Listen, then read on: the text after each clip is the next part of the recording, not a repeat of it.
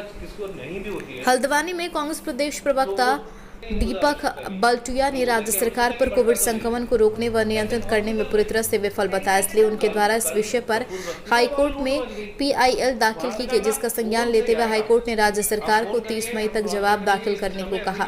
High court के सवालों के बाद राज्य सरकार हरकत में आई। हल्द्वानी में कई वैक्सीनेशन सेंटर बनाए गए, लेकिन इनके पास वैक्सीनेशन की डोज पर्याप्त मात्रा में नहीं है। देखिए, बहुत समय से हम देख रहे थे कि जो सरकार है अपनी व्यवस्था करने में पूरी तरह नाकाम रही और विवश होकर मजबूरन हमें फिर कोर्ट की शरण लेनी पड़ी। हमने एक वहाँ पर जनहित याचिका दायर करी, जिसका माननीय उच्च न्यायालय ने संज्ञान लेते हुए और 20 मई को जवाब मांगा है सरकार से, और उसी की प्रतिक्रिया के स्वरूप इन्होंने जो है आनन फानन में दूसरे दिन 2 अतिरिक्त सेंटर तो खोल दिए, लेकिन अब देखना यह है कि उस पर जो है वैक्सीन का क्या इंतज़ाम है, क्योंकि मुझे मालूम, जहाँ तक जो मुझे सूचनाएं आ रही हैं कि इनके पास वैक्सीन का इंतज़ाम नहीं है।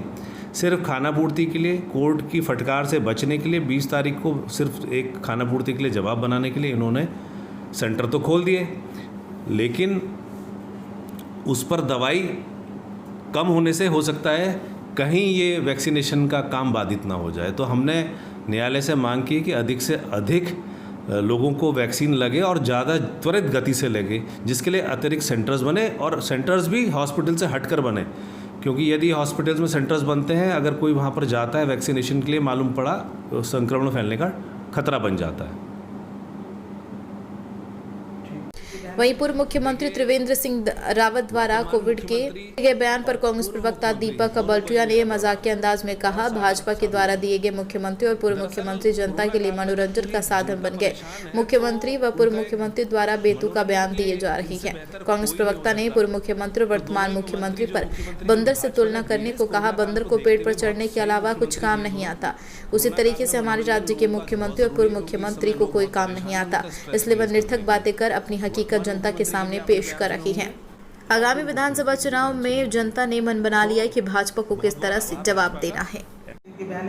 देखिए, वर्तमान मुख्यमंत्री और पूर्व मुख्यमंत्री दोनों को ही मेरा प्रणाम और सादर साधुवाद। दरअसल कोरोना काल में जब पूरी जनता परेशान है तो उनका एक मनोरंजन के लिए इनसे बेहतर कोई नहीं हो सकता। तो दोनों ही मंत्री, जो मुख्यमंत्री जो भाजपा ने दिए हैं इस कोरोना काल को देखते हुए, बहुत सही मुख्यमंत्री दिए दोनों। कोरोना काल में मनोरंजन लोगों का बहुत ज़रूरी है, क्योंकि इस समय लोग बहुत परेशान हैं उनका स्ट्रेस रिलीज़ करने के लिए। वर्तमान मुख्यमंत्री के भी आपने बयान सुने होंगे और पूर्व मुख्यमंत्री के भी बयान सुने होंगे। तो बहुत बहुत आभार भाजपा का, ऐसे ही मुख्यमंत्री देते रहे प्रदेश को, ताकि हंसी खुशी जो है कोरोना काल जो है बीतता रहे, क्योंकि इंतज़ाम इनसे कोरोना काल में इंतज़ाम तो होने नहीं है, क्योंकि जिसको जो आता है वही कर सकता है। बंदर को सिर्फ पेड़ में चढ़ना आता है, वो पेड़ में चढ़ सकता है, आप उससे और अपेक्षा नहीं कर सकते।